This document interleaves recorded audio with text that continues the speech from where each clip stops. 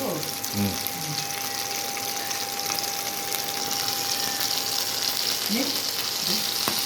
না না করা হয়নি,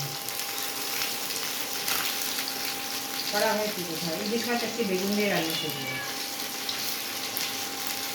মাছগুলো ভেজে নিলাম, এই যে একদম হালকা করে ভেজে নিয়েছি, ভাজা হয়েছে। এই তেলে আমি বেগুনটা ভেজে নিই। কী করবো, ইন্ডাকশন হচ্ছি আর এটার মধ্যে নিচ্ছে না এই কড়াইটা না, আমি এইটার মধ্যে আমার রান্না করতে হচ্ছে। কী করবো, গ্যাস নিয়ে তোমরা তো সবাই জানো গ্যাসের অবস্থা কীরকম।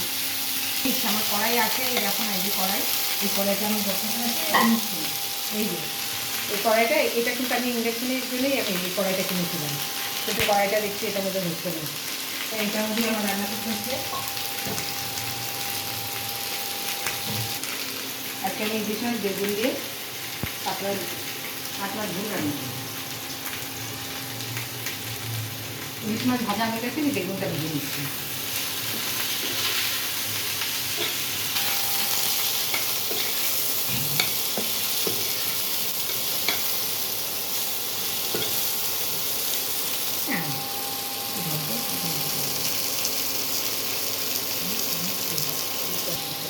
মাছ ভাজা হয়ে গেছে, হালকা হালকা করে ভেজেছি, হালকা ভেজেছি, ভাজে নি ইলিশ মাছ হালকা করেই ভাজবে।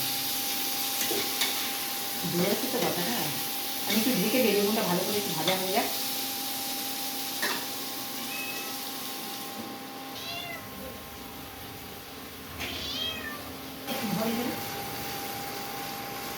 শুক্তো করবো বলে আচ্ছা, দেখি ইলিশ মাছের মাথা দিয়ে যদি একটু করে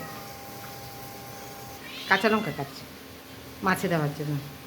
বেগুন দিয়ে মাছ, কাঁচা লঙ্কা দিয়ে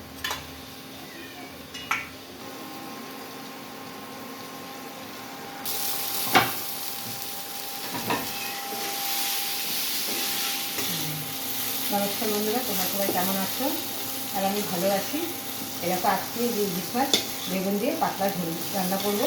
আর গ্যাস নিয়ে তোমরা তো জানোই, ইন্ডাকশানে রান্না করছি। আর কী করবো, কালকে ডাল আছে, আর কী রান্না করবো সেটাও তোমাদের সাথে শেয়ার করবো। তাহলে আমার এই যে ইলিশ মাছ রান্না তোমরা দেখতে থাকো। বেগুনগুলো ভাজা হয়ে গেছে,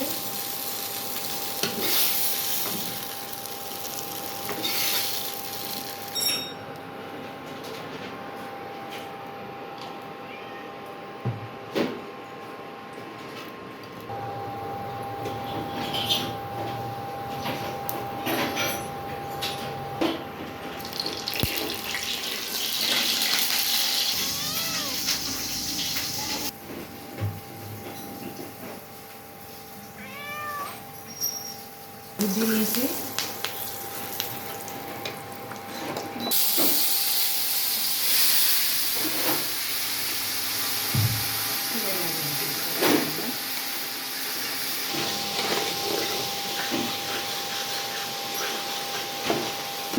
একটুখানি জিরে গুঁড়ো দিয়েছি, তোমরা দেখতে থাকো। এই যে ঝোল দিয়ে দিলাম।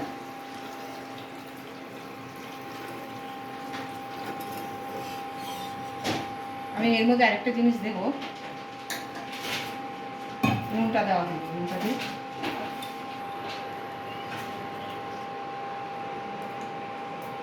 একটা বেটে নেব।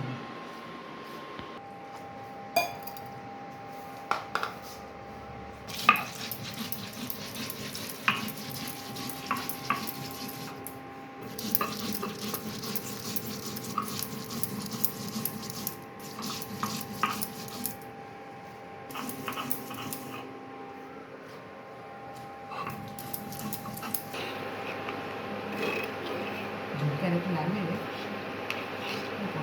হ্যাঁ ঠিক আছে,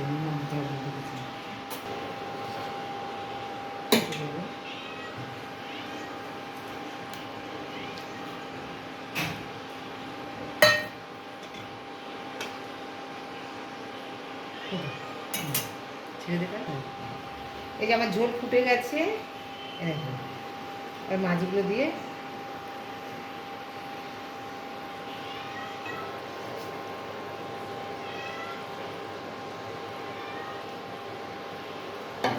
এবার দেখো, এই যে কালো জিরে আর কাঁচা লঙ্কাটা বেটেছিলাম,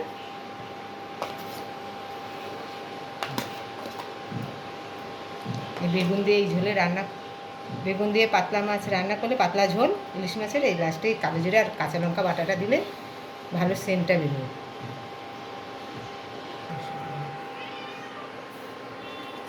এটা দিয়ে খুবই অসুবিধা হয় মাছগুলো ধুয়ে নেবো।